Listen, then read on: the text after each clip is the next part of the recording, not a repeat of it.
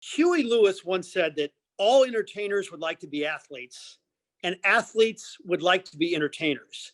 So if I offer you being Yadi or Molina for a year, would you take it?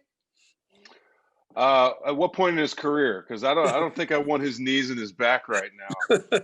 How about the prime of his career? Absolutely. I mean, Yachty's woven into the fabric of St. Louis like very few people have been over the years, and he's a fan favorite for a reason. He's the backbone and heart and soul of that club, and just especially watching this, as weird as baseball in 2020 was, watching Yachty and Waino have one more turnaround and have it be so successful was pretty spectacular. So for sure, I'd trade places with him. I think he'd probably never give it back.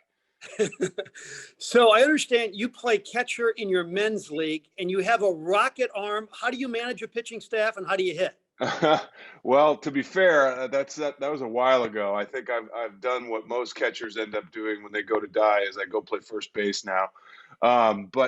Yeah, I did play for a while. It's age creeps up on me. I'm closing in on the big 5-0 here, so I gotta watch out the way how many times I kneel down, especially in a men's league where half the crowd is under 30.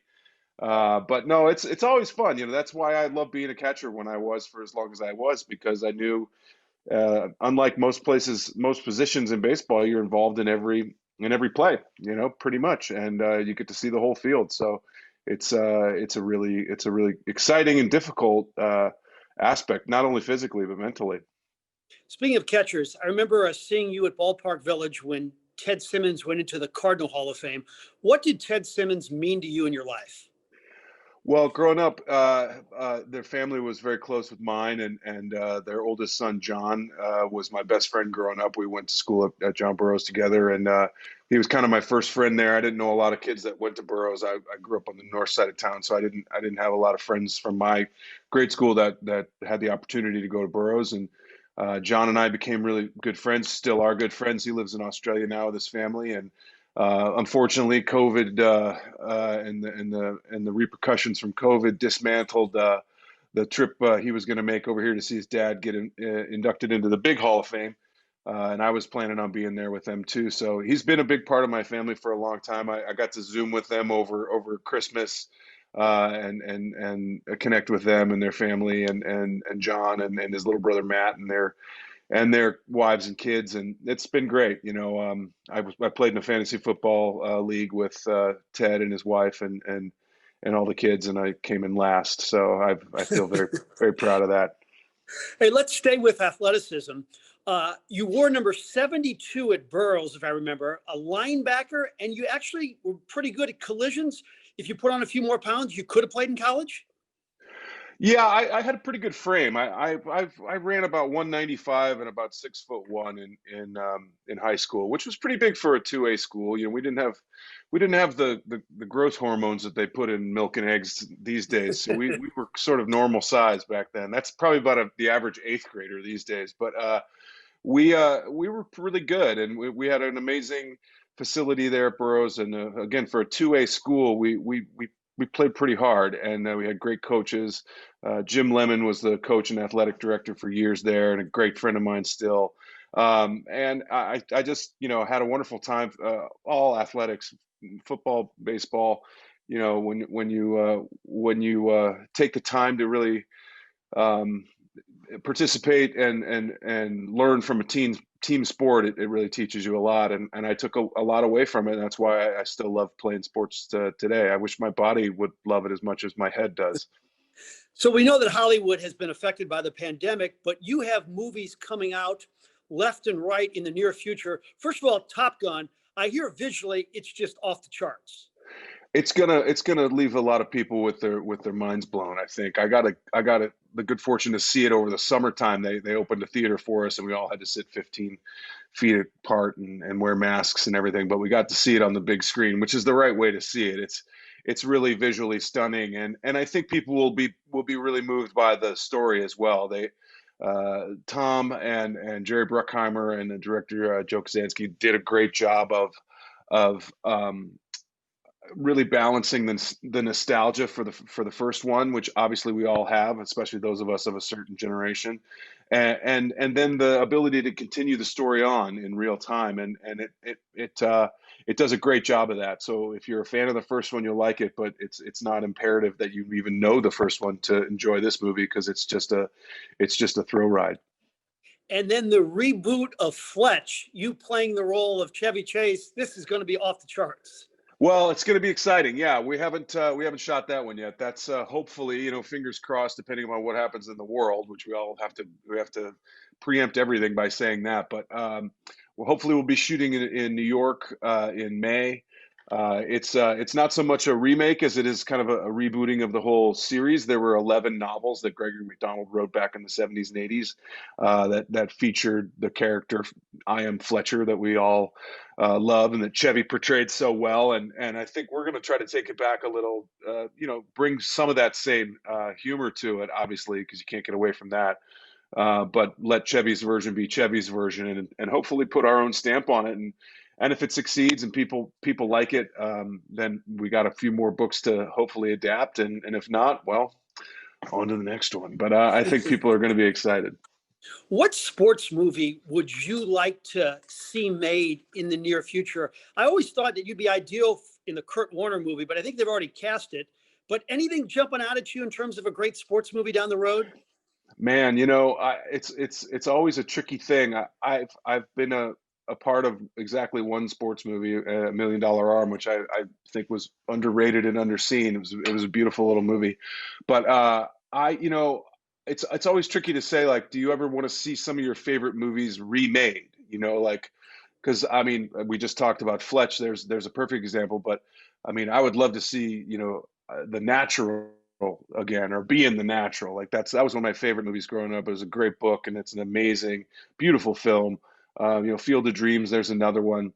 But of the like current stories, I think there'd be a great movie in the St. Louis Blues 2019 run, from worst to first. And I think obviously I'd have to play Jordan Bennington, just because I'm so young and limber. It would be, I mean, that's, the funny thing about sports movies now is that we have such an outlet in telling those sports stories with the 30 for 30 franchise too. And I think that's taken up a lot of the space, because sometimes, certain stories are regional or niche or only appeal to a certain segment of the marketplace. But boy, some of those 30 for 30s have been spectacular. I remember in the deep pandemic, waiting every Sunday with bated breath for the new episode of The Last Dance when that came out. So I think that there's a lot of, fortunately for sports fans, there's an awful lot of content out there to really get into. Speaking of the Blues, you were heavily involved in that run. You did an interview with Joe Buck with Jordan Bennington. I know you love the Cardinals, but would that have been your greatest St. Louis sports memory? Pretty much, just because it doesn't really have a parallel. I mean, I have so many disappointing memories of being in the old arena or the Kiel Center, fill in the blank of any of the 7 or 8 iterations of buildings that they've played in over the years. Us being the favorites and a bad bounce or a fluky goal or what have you happening. And so to have all of those things go our way one year was pretty spectacular. And I mentioned Ted Simmons' oldest son. He's my best friend, John. He was in Australia, and I remember calling him up and saying, "You're going to get here for this, because I don't know if we're ever coming back again. But if you miss this, you'll kick yourself." And I made sure he got on a plane and was out here for at least a couple games of the final. So it all turned out great for us, and I was so pleased. I've been so lucky to know a lot of the guys in the organization and in the franchise, and players and coaches and staff and broadcast, and it's, I think everybody had a permagrin for about 2 weeks after that happened. Well deserved. John, we always talk about the analytics of baseball, and we talk about a team like the Rays who had this great success with a little payroll. Does that work in Hollywood? For instance, one of my all-time favorite movies was The Town, and I believe that only cost like 36 million to make. I mean, is that regarded as more of a success because it was so great and you did it relatively cheap? I think that there's obviously a lot of ways to skin a cat when it comes to that. You can be the Rays or you can be the Yankees, and they both had success. You know, the Marvel kind of world of $250 million movie that you know is going to be a worldwide hit because it's based on this self-generating universe of characters that everybody knows has its place in the market. And the other version of that, something like The Town, which is based on an amazing book, can also hit too. You know, a lot of people didn't know who Jeremy Renner was back then, and a lot of people only knew me from television, and they didn't know Ben Affleck was the going on to be the award-winning director that he'd become. And sometimes you pull the handle and it comes up all sevens, and I think that that's a perfect example of that. But I think also, we have this kind of brave new world of distribution and content now where people can really look on Netflix and find things, or Hulu, or name your platform, Paramount, Peacock, God, there's a million of them, and they can find something that they'll like with someone they may have never heard of, and all of a sudden they've got a weekend's worth of entertainment that they can go through. So I'm all for it. I think it's great. I'll miss going to the movies, and I'll look forward to the day when we go back to going to the movies. But until then, I'm just fine with browsing my various platforms, which sounds kind of dirty. So your parents didn't live long enough to see your success. Are there ever times, or do you ever dream, I wish my mom or dad would have been able to walk into a movie theater and see me on the big screen? Do you ever think about that at all? Oh, every day, every day, every day since I got my first job on TV, which was a few years back. A lot of years back these days. But yeah, of course, it's what is success if you can't share it with people you love? I mean, that's just a simple, straightforward adage. But the funny thing about family is you tend to, especially when you lose family so early on, you tend to find surrogate people who take the place. And Ted and Marianne Simmons were certainly that for me. And Bud and Susie Wilson, another great St. Louis family, Carolyn and Ernie Clark. The list goes on and on. My aunts and uncles and cousins. So I wish that they were here to participate in my success, but I'm also feel very lucky to have gotten to where I've gotten, coming from where I came from. So we see the finished product in Hollywood and all the movies you've starred in, but I'm wondering how scary the beginning was. I interview a lot of athletes, and some of them say, I envisioned this success. I knew this was going to happen. Did you know this was going to happen? Well, I hoped. It's funny. The difference between athletes and actors, or any kind of entertainers, is by the time most athletes reach the pros, let's say, or even Division 1, they've been pretty much the best player on every team that they've ever been on, or top five. You don't get to the next level without being essentially the best, and that's there's kind of one definition of that, and it's pretty much look at the scoreboard. Like that's what it is with acting and certain other kinds of performing arts. There's not really it's kind of up to the beholder in many ways, and it's up to your own personal taste. So I certainly hoped I had a shot. Coming from St. Louis to LA is a pretty much a quantum leap in market size, to say the least, not to mention competition. And I remember the first 7 or 8 or 10 or 20 auditions I went on, thinking like, well, I'm this is the numbers are just too vast for me to overcome. But after a while, you kind of settle in and you understand. Like anything else, you learn the ropes, and you come to believe in your confidence and your self-worth, and it starts paying dividends. And for me, it took about 3 years, which is, I think pretty average, honestly. I feel like I gave myself a realistic goal, and I was fortunate enough to meet it.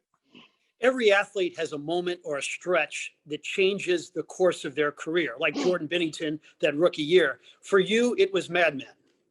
For sure. I think you can look at Bennington, you can look at Kurt Warner, coming out of the Arena League. You can look at even someone like Yadi, establishing what he can do. And then look at Tom Brady. I mean, he was the backup for Yeah. for years, and all of a sudden he's the greatest. I've established my dislike for the New England franchises, which is well told, but you can't deny the man's success, and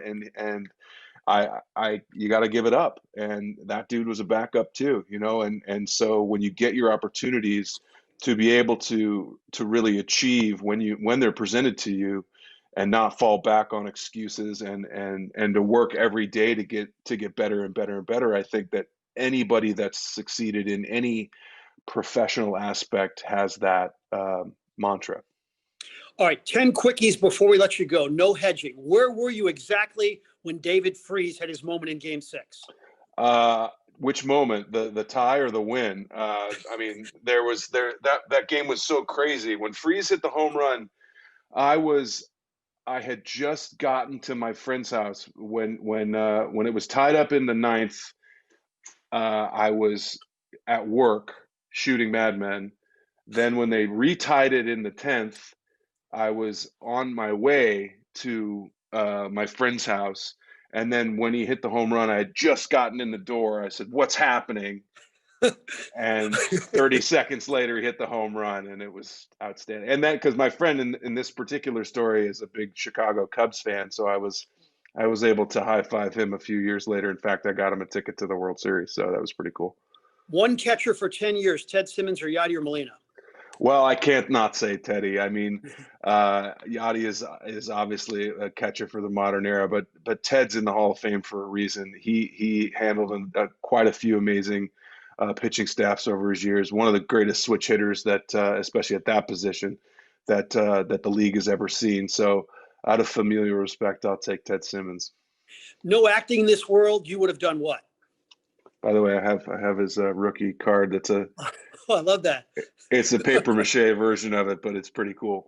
I like Simba, by the way, with the real long hair. Wasn't that a cool? Yeah. That was his rookie card. That was when he was high and tight. He had still had the college haircut. All right. So no acting in this world, you would have done what?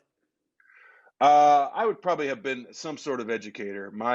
The teachers in my life meant so much to me. And we talked earlier a little bit about, when you don't have parents, you look for any kind of figures that provide leadership and stability. And those, for me, were a lot of my teachers, and they meant so much to me, coaches as well. So that's probably what I would have steered toward.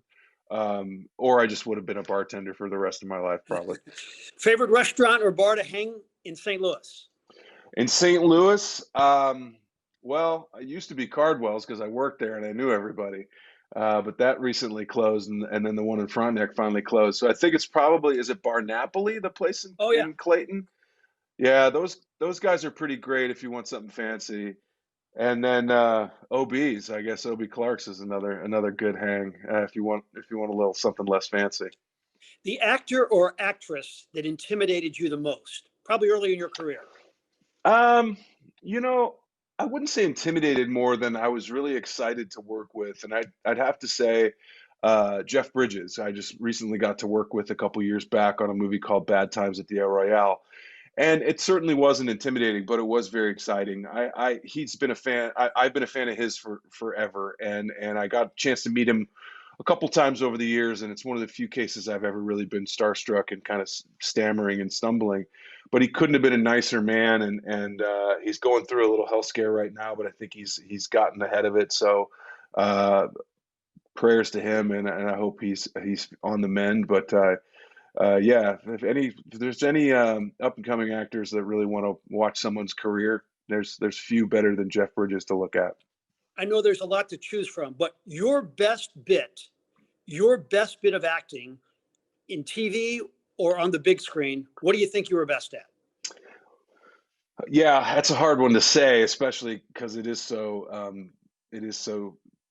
specific to the viewer. But I think I was pretty good at Mad Men. I gotta say, I can't point to one exact thing, but I think taken as a whole, I was okay. I'm okay with saying that I was okay with it. And I got a few awards here that other people seem to think that I was okay too. Who has a better chance to win a championship next, Blues or Cardinals?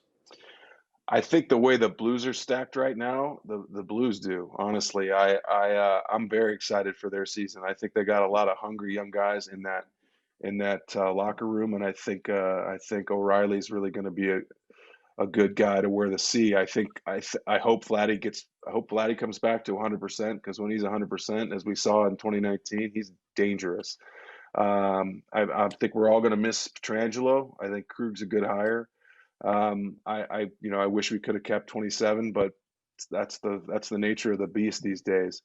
Um, it's a shame to see him go to such a close competitor like Vegas, but here we go. I think this team's gonna have a real potential to make a lot of noise, and obviously it all comes down to injuries and what have you, but we'll see. The Cardinals, I don't know. The Cardinals kind of seem. This is the way I felt about them last year too. It was kind of like it depends.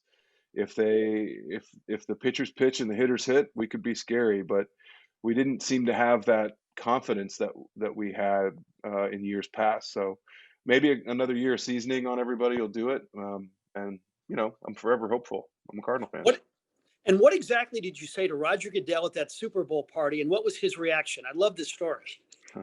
I told him, hey man, you took two franchises away from my city. What's going on?